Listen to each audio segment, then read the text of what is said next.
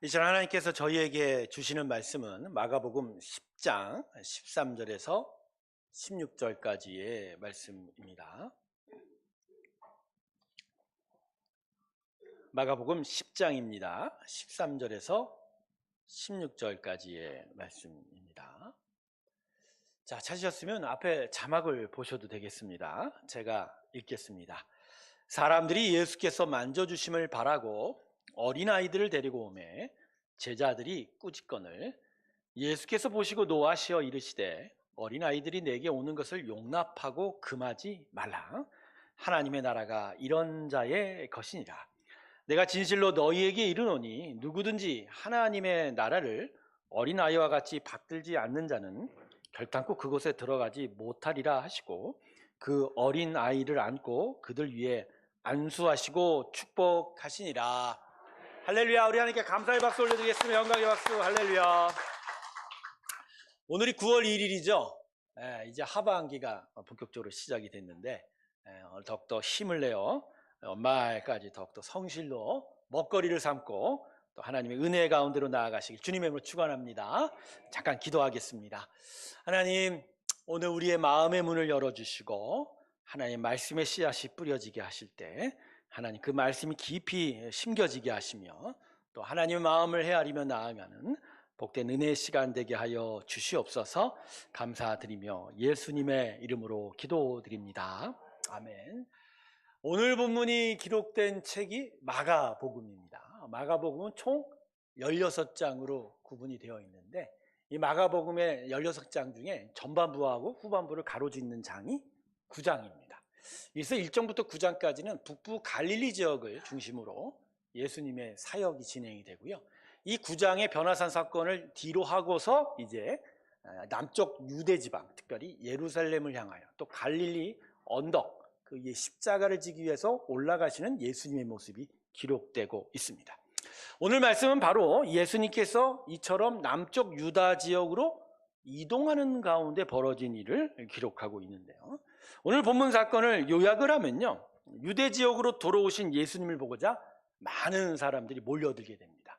북쪽 갈릴리 지역 중심으로 많은 병자를 고치고 귀신을 쫓아냈다는 소문이 퍼지면서 예수님이 거는 곳곳마다 수많은 인파가 몰려들게 되는 거예요. 많은 병자들이 찾아오고 귀신 들린 자들도 찾아오고, 특별히 아이들을 축복받고 싶어서 아이를 데리고 예수님 앞으로 온 부모들의 모습도 여기에 포함되어 있습니다. 그런데 예수님의 제자들이 이 부모의 손에 예수님께로 오는 아이들을 예수님 앞에 서는 것을 말린 거예요. 오지 말라고. 그리고 막 꾸짖게 되는 거죠. 그런 이유는 이거죠. 여기가 어딘데? 우리 예수님이 어떤 분인데 이런 아이들이 여기 앞에 오느냐라고 막 꾸짖게 되는 겁니다. 예전에 한국 5일장에서 약장수들이 항상 반복하는 멘트가 뭐죠? 예? 얘들은 가라. 예, 이건 다 알고 계시네요. 사실 약장수들이 파는 약이 그게 정상적인 약이 없어요. 그렇지만 하여간 분위기가 막 들뜨고 뭔가 재밌는 거를 보여주고 그런 상황에서 사람들이 혹해갖고 넘어가서 약을 사줘야 되는 거거든요. 그러니까 약장수들은 하여간 사람들 시선을 빼들려고 뭐 북도 치고 뭐 장구도 치고 별의별 쇼를 다 하죠. 근데 이런 일을 할 때마다 항상 먼저 앞에 나오는 사람이 누구죠? 애들이에요. 애들은 훨씬 더 호기심에 자극을 먼저 받기 때문이죠. 근데 이 애들이 모이면 약장사가 안 돼요. 또 애들이 또 보다가 또 잘못되면 와 저거 잘못했다 막 그러고 말이에요. 이상한 거 보면 막 수구수구 운동거리고 이러면 약장사가 뭔가 분위기를 받아서 약 팔아야 되는데 자꾸만 흐름이 끊기고 그러죠. 그러니까 아예 처음부터 약장사들이 뭐라 그래요? 장터에서 애들은 1분마다 한 번씩 외치는 거예요. 애들은 가라. 애들은 가라. 지금 제자들이 그와 똑같아요. 제자들이 그런 거예요. 근데 이러한 제자의 모습을 보신 예수님께서 그 자리에서 아주 강하게 제자들을 책망하셨어요. 자, 오늘 본문 14절과 15절 한번 볼까요? 자, 14절 보십시다. 어린아이들이 내게 오는 것을 용납하고 금하지 말라. 하나님 나라가 이런. 너희는 지금 애들 가라고 그러는데 천국은, 구원은 이 어린아이와 같은 거다. 이게 강하게. 두 번째 15절 보세요. 네, 누구든지 하나님의 나라를 어린아이와 같이 받들지 않는 자는 결단코 그곳에 들어가지 이 어린아이가 마치 나를 쫓아오는 것 같은 일이 없으면 너희는 천국에 못 들어갈 것이다. 이렇게 강하게 얘기합니다. 여러분, 이 본문이 오늘 말씀하려는 바가 결국 뭐죠? 그러니까 제자들이 자신에게 가까이 오르는 어린아이를 막은 것을 책망하시면서 이러한 행동을 일으킨 그 너희의 사고방식, 그 너희의 생각은 결코 천국 복음과는 상관이 없다는 거예요. 천국 복음은 상관이 없어요. 십자가 이전의 제자들의 사고방식으로는 아이들이 예수님께 가까이 가는 것을 막은 것은 당연한 겁니다. 당시 이스라엘 사람들의 가치관을 보면요, 아이는 가장 의미 없고 가치 없고 낮은 존재로 여겼습니다. 당시 이스라엘 사람들이 항상 생각했던 것은 언제나 성인, 그것도 남자였죠. 이런 방식들이 성경의 기록에도 일부 남아 있어요. 성경에 보면 숫자 세는 방식들은 대부분이야 전부 다 남성인 남성만 카운트합니다. 가령 오병이어로 인한 기적으로 인해서 혜택을 받은 그 축복을 받은 자의 명수를 몇 명이라 기록하고 있죠? 5천. 근데 이 5천 명은 아이, 어른, 나이, 노인, 여자들 상관 안 해요. 오직 뭐죠? 성인, 남자만. 그러니까 그 시대의 문화와 사고방식을 그대로 기록해 준 거예요. 거기다가 지금 예수님이 예루살렘으로 제자들 생각에는 왕이 되고자 가고 있는데 저 하찮은 그리고 가치 없는 아이가 감히 예수님 앞으로 온다라는 거, 제자들 입장에서는 이게 별로 달갑지 않은 일인 거죠. 그러니 애들은 가라라고 이야기하는 게 그들 생각에는 어떻게 보면 당연한 거라는 거죠. 예수님께서는 바로 이 부분에 대해서 제자들을 책망하신 겁니다. 바로 이러한 행동을 만들어내는 사고와 세계관은 천국을 소망하는 하나님의 백성들이 취할 행동과 사고가 결코 아니라는 거예요. 즉 가진 것과 그 속한 신분에 따라서 차별 대접받는 게 천국이 아니다. 돈, 힘, 명예라는 이 땅이 선호하는 기준으로 차별하는 그런 나라가 결코 천국이 될 수 없다. 그래서 예수님께서 제자들에게 강하게 말씀하신 거예요. 너희들 이런 행동과 행동으로는 결코 천국은 너희한테 올 수 없다라고 강하게. 자, 그러면 예수님께서 가르치신 하나님 나라는 오늘 본문에 구체적으로 어떤 식으로 설명이 되고 있을까요? 두 가지로 여러분하고 좀 나눠보려고 합니다. 자, 오늘 본문 14절을 한번 먼저 보죠. 첫 번째로 여러분 본문 14절 같이 한번 읽어주시겠습니까? 같이 읽습니다. 시작.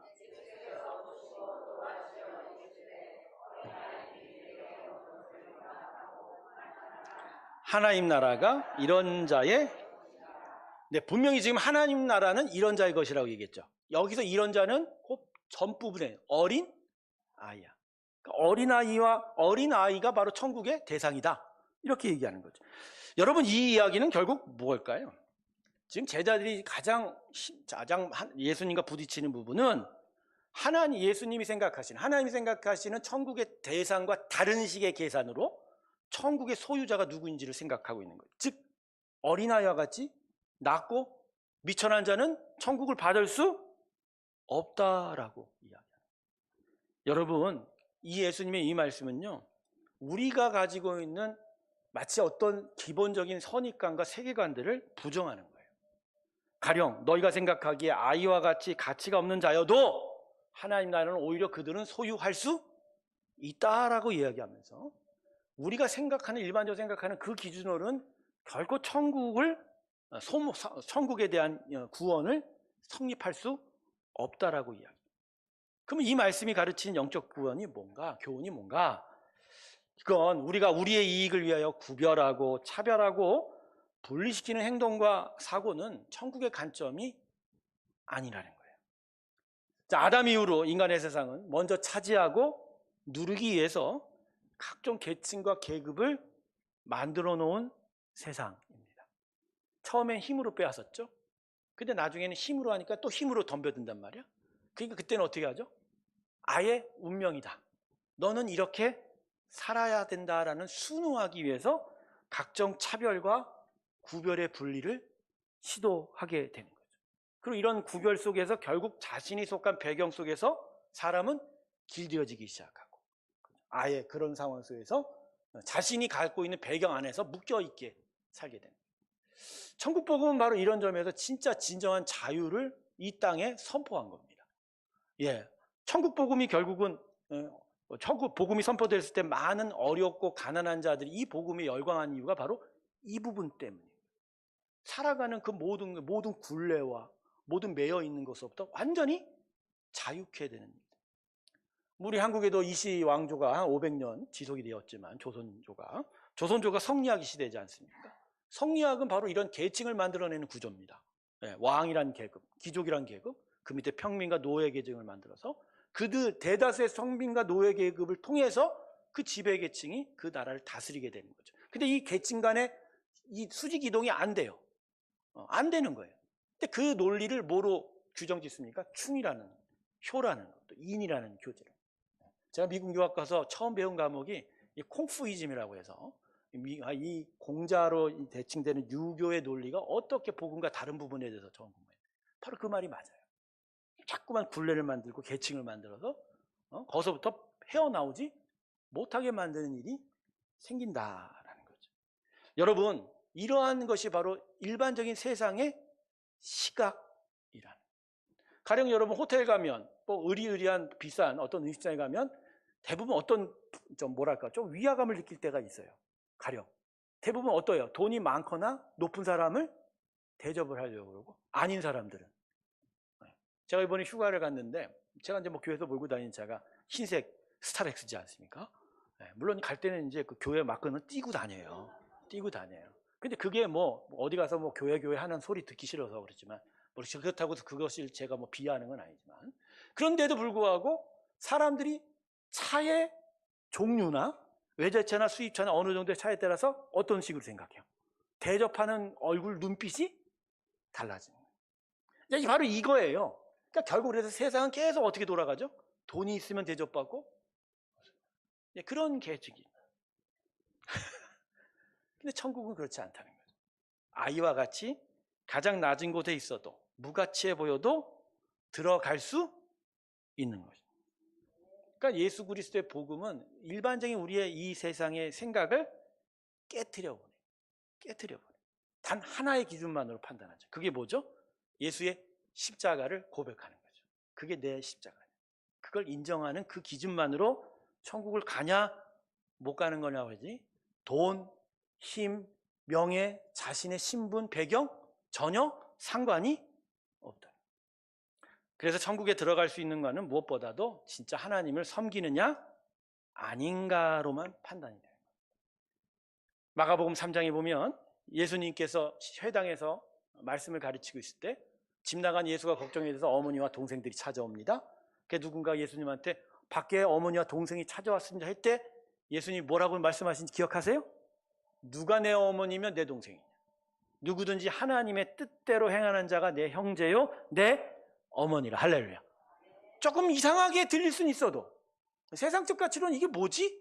근데 예수님 분명히 얘기하시니까 천국은 이런 가치로 가는 게 아니라는 거예요. 천국은 오직 하나님의 나라를 받들고, 그러니까 하나님의 구원, 하나님의 은혜, 하나님을 섬기느냐, 제대로 믿느냐에 대한 가치로 판단이 된다는 거예요. 그래서 여러분, 천국의 사람은, 구원의 사람은 이전의 가치와 사고방식, 세상의 방식으로는 더 이상 살지 않습니다. 어린아이도 가치 있게 보는 관심이 있어야 돼요. 그리고 거렁뱅이의 말도 경청하는 겸손이 있어야 돼요. 그리고 오직 사냐 죽으냐의 관점으로 생명을 쫓는 가치로 사는 게 바로 하나님의 사람입니다. 할렐루야. 그래서 예수님께서 공생의 생활 동안, 짧은 기간 동안 우리에게 보여준 것이 대단히 의미 있는 일이 참 많아요.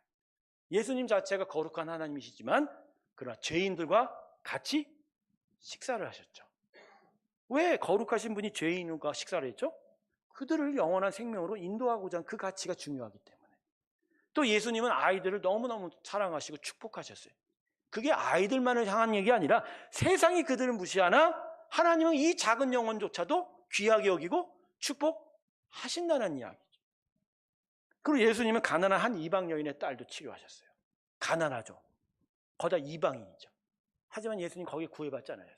중요한 건 거기에 하나님의 구원이 임하고 이 이방이라 괄세받는 이 여인도 바로 하나님이 사랑하는 딸이라라고. 그러니까 예수님이 이렇게 보여주신 일들이 바로 천국은 무엇이냐, 구원은 무엇이냐에 대해서 우리에게 생각하는 거다. 제가 일부 때는 이야기하지 않았지만 오늘 이 시간에 여러분과 함께 나누고 싶은 것은 이게 구원받는 게 특권이 아닌 거거든요. 여러분 구원받은 걸 특권이라고 생각하세요? 이게 무슨 얘기냐면요, 이게 뭐 구원받은 거 아무나 받죠, 예수만 믿으면. 근데 실제로 교회 안에서나 우리의 신앙생활을 할 때의 모습은 어떻게 보면 특권을 계속 고집하는 것 같아요. 고집하는 거예요. 목사인 제가 항상 넘어지려 할 때마다 다가오는 게 바로 이 부분. 내가 목사니까 이런 대접을 받아야 돼, 아니면 나한테 이렇게 대접할 수 있어, 이런 이야기가 나오죠. 성도님들이 교회 안에서 많이 힘들어할 때가 대부분 어떤 부분이죠? 내가 이런 대접을 받아야 돼? 내가 이런 대접을 받고 살아야 돼? 라고 합니다. 물론 그 자세한 배경이나 이런 얘기를 보면 그냥 막무가내로 무시하고 막무가내로 사람을 힘들게 하는 부분이 분명히 있어요. 그럼에도 불구하고 우리 안에 무엇이 있어요? 난 이러니까 대접 받아야 된다는 생각. 여러분, 천국은 그런 식으로 오지 않아요. 강화도에 지난 성교학교 때 6월 달인가 우리 성도님들하고 같이 순례를 갔을 때 저는 인상 깊게 들었던 일이 있어요. 한 마을에 종부터 복음을 받아들였어요. 어쩌다 보니까 양반들도 같이 교회를 나오기 시작했어요. 근데 결국 나중에 교회가 종들의 교회와 양반의 교회로 갈려지게 되죠. 이유가 뭐죠? 내가 양반인데 내 저놈들하고 같은 자리에 앉을 수 있을까 없을까? 못 앉겠다는 거예요. 그 같은 직분을 받을 수 있을까? 그래서 나중에 한국교회 역사 중에 재미있는 얘기 많아요. 내 집에 종이었던 자가 장로가 됐거든요. 그런데 그 주인이었던 양반이 그 장로의 섬김과 치리를 받아야 되는 순간 그 집주인이 그것을 순종했을까요? 예, 뛰쳐나가죠. 교회를 뛰쳐나가. 그래서 양반교회 따로, 종들의 교회 따로. 여러분, 이런 일들이 비일비재합니다. 여러분, 우리 안에 삶을 한번 다 들어보세요. 정말 어린아이와 같이 가장 낮고 비천한 내가 구원을 받았는데 어느새 신앙생활하면서 우리는 높아져 있어요. 나는 이 정도 대접은 받아야 돼? 이 정도로 나는 무언가 사람들한테 인정받아야 되는 그런 감정이 있는 거예요. 곰곰이 자기 자신을 한번 되돌아보세요. 곰곰이 자기 자신을 되돌아보세요. 전 제 자신을 봅니다. 목사로서 내가 성도들한테 어떠한 대접을 받고 싶어하는 그 마음들과 싸우고 있는 거예요.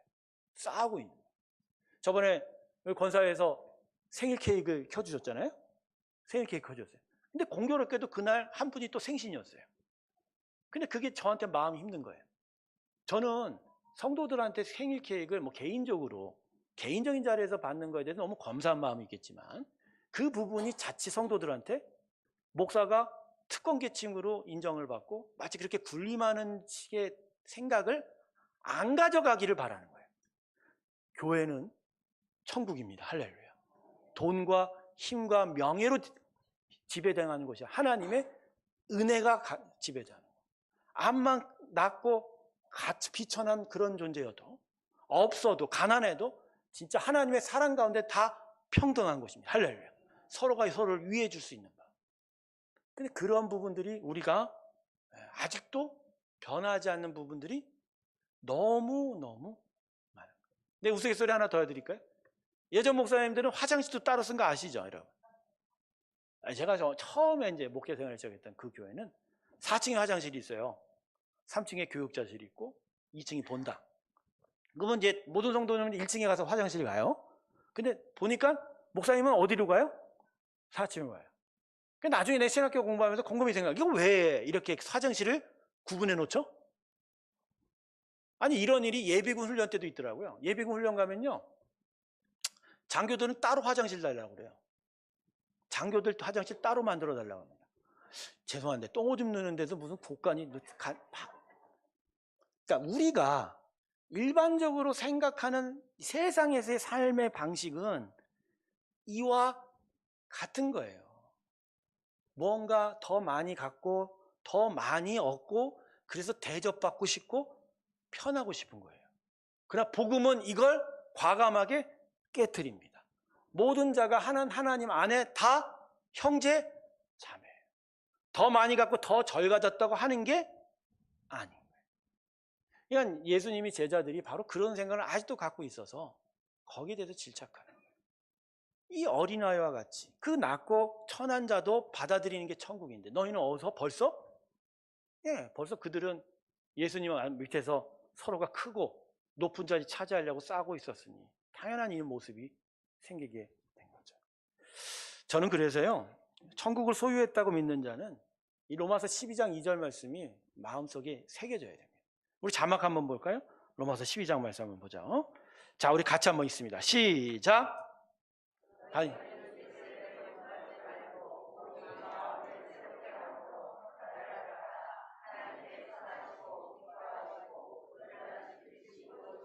분별을 하러. 첫성이 뭐죠? 너희는 이 세대를 본받지 말라.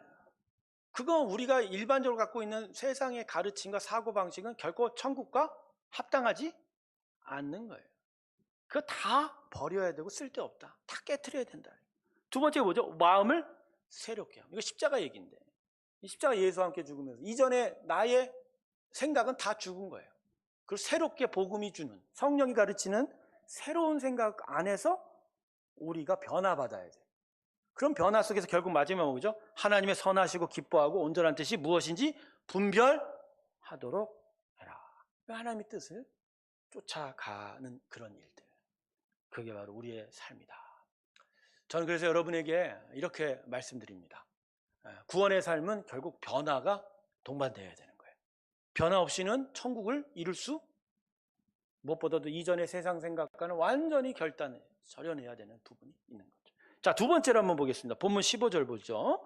자, 본문 15절 제가 읽을게요. 내가 진실로 너희에게 이르노니 누군지 하나님의 나라를 어린아이와 같이 받들지 않은 자는 결단코 그곳에 들어가지 못하리라 하시고. 자, 여기서 헷갈리는 얘기가 나옵니다.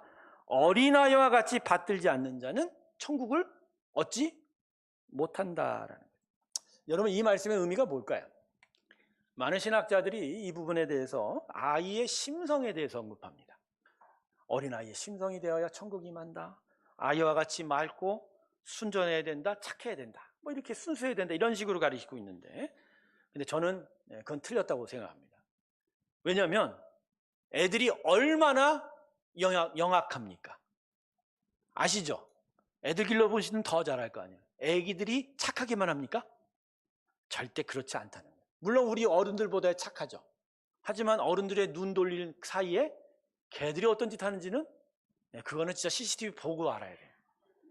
그래서 애들이요, 눈을 떠서 엄마 아빠 분간할 때가 되면 그때부터 사람의 타락한 죄의 본성이 나타나게 되는 거예요. 근데 이런 완전치 않은 죄의 본성을 가지고 있는 아이의 마음을 그게 구원에 받은 자의 마음이 되어야 된다라고 이야기할 수가 성경 말씀 그렇게 되지 않는 거예요.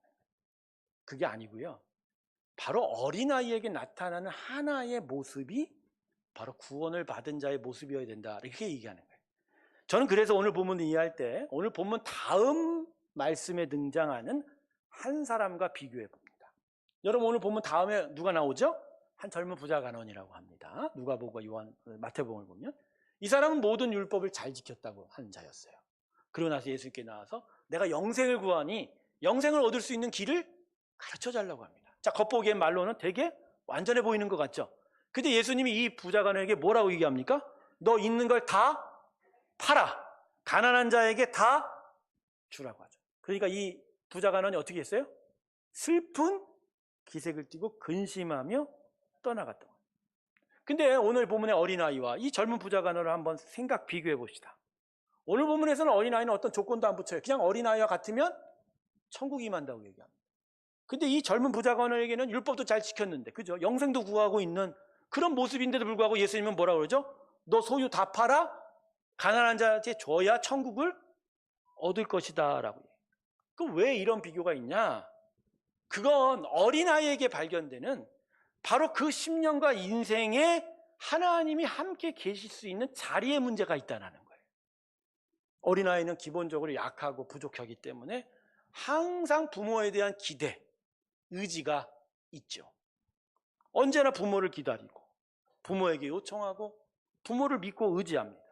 그러니까 아이의 마음에는 부모의 자리가 커요, 안 커요? 크죠. 중심에. 부모 없으면 못 사니까. 부모가 언제나 크게 자리 잡고 있는 거예요. 즉 이와처럼 예수 믿는 하나님의 구원의 백성은 그 10년과 인생의 존재에 하나님 아버지가 확실하게 자리 잡고 있다는 거예요. 근데 오늘 본문 다음에 그 영생을 구하러 온 그 사람의 인생과 마음에는 하나님이 안 계셨다는 거예요. 겉보기에는 영생을 구하고 율법 잘 지켰다고 했지만 그 마음에 가득 찬 건 자기의, 자기 사랑이지 하나님이 과연 인생의 중심에 서 있었냐. 그걸 예수님이 알아보시고 뭐라고 얘기하는 거예요? 너 집에 가서 네 재산 다 팔아? 가난한 자에게 주라고.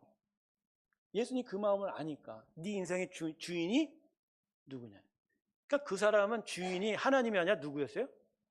돈이었던 거예요. 돈이었어요.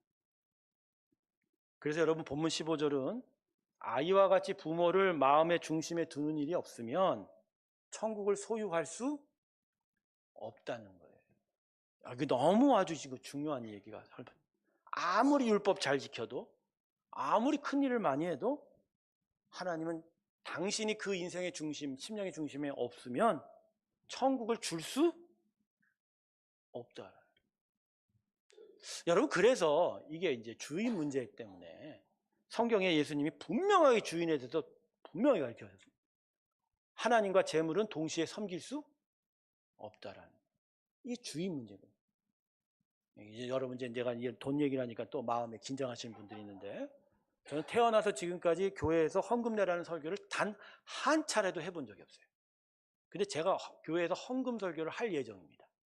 제가 헌금 설교하는 건 헌금을 내라는 얘기 아니라 돈과 관련된 부분에 있어서 너무 왜곡되고 너무 편협하고 너무 바이어스된 그러한 돈의 물질관들이 있는 걸 이걸 설명을 해줘야 돼요. 그래서 건강한 하나님의 주인 되기가 세워져야 믿음의 기이한 일들이 나타나게 된다는 거예요. 사랑하는 성도 여러분, 구원과 믿음의 삶의 기초는 하나님의 주인 되심입니다. 한국 성도들에게 보이는 아주 안 좋은 모습이 뭐냐면요, 우상 숭배가 그대로 하나님하고 연결이 돼버린 거예요.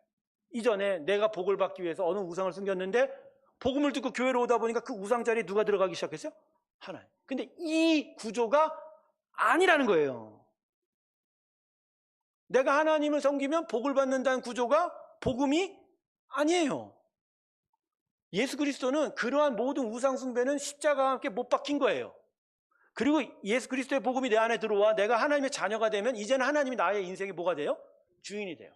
그분 뜻대로 그분이 통치하는 대로 삶이 변해가서 그분의 뜻 안에서 그분의 생각으로 살아가는 변화된 삶이 나타나는 거예요. 복은요, 시편에서 얘기한 복은 예수를 믿게 됐을 때 하나님이 책임져 주시는 복이지 내가 무엇을 한다고 복 주는 거 결코. 근데 이 우상숭배적인 일들을 너무 많이 이제 보여주는 게 그동안 한국교회 모습이었다는 거예요. 구원은 그런 게 아닙니다. 구원은 주인 바꾸기입니다. 심령의 주인이 바뀌는 거예요. 그분이 나의 주인이세요. 하나님이 나의 왕이에요. 그분이 뜻 통치하시고 그분의 통치 안에 우리는 하나님의 기쁘신 일들이 나타나고 그리고 그렇게 변화받아 결국 완전한 새하늘과 새 땅을 소유해가는 것이 바로 우리의 삶이다. 성도 여러분, 오늘 이 시간에 자기 자신의 심령을 한번 잠잠히 살아보세요. 과연 내 인생의, 내 심령의 주인은 누구인가? 하나님이 정말 주인이신가요? 아니면 다른 것이 내 주인 자리에 들어와 있는가?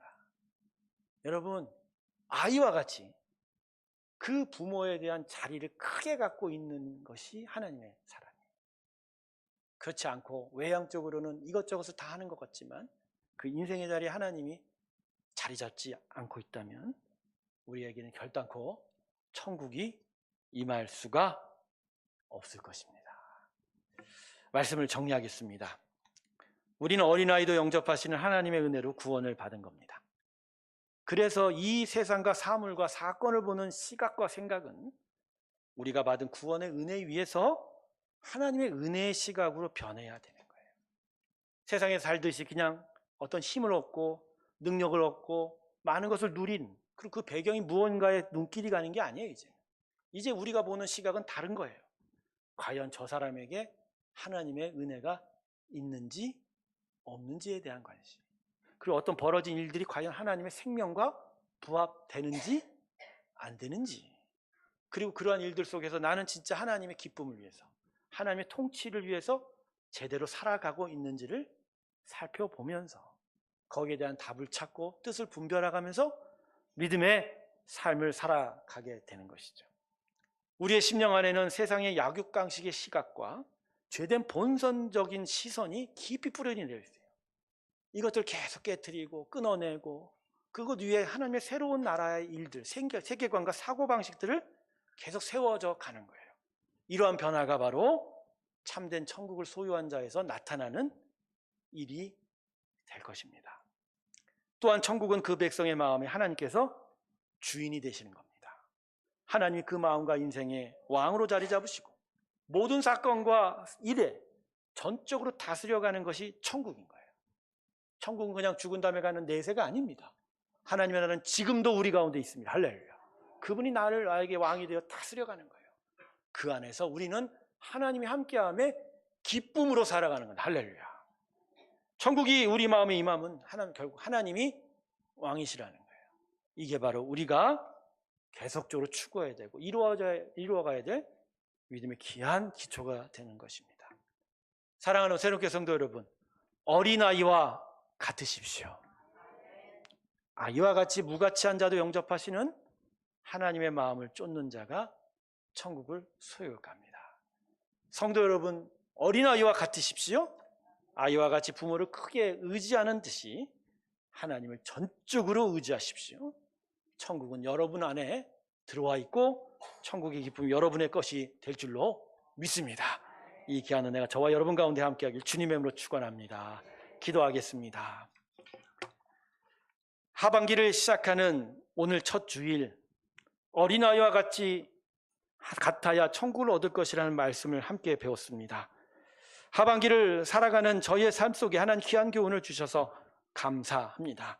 무엇보다 그 심령에 하나님을 왕으로 섬기고 하나님의 나라를 이루어가는 귀한 천국의 삶이 있게 하여 주시옵시고 겸손한 자로 정말 하나님의 마음